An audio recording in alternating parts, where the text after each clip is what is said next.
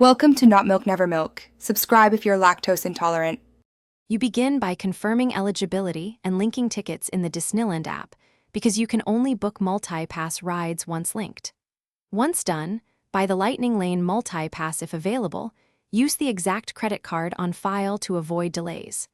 Make sure every guest is associated to your party. That prevents booking errors. Arrive early and open the app at Park Open to start grabbing back-to-back selections while crowds are light. Now you execute the booking strategy. Pick top headliners first because those sell out fastest and shape your day. While you book, check return windows and sync them with your meal or show plans so you don't create impossible overlaps. Once selections exist, monitor return times and be ready to modify or cancel to chain more rides. Use short bursts of action, refresh, confirm, repeat, and you'll convert limited credits into more ride experiences. Finish by arriving at the Lightning Lane entrance within the exact return window.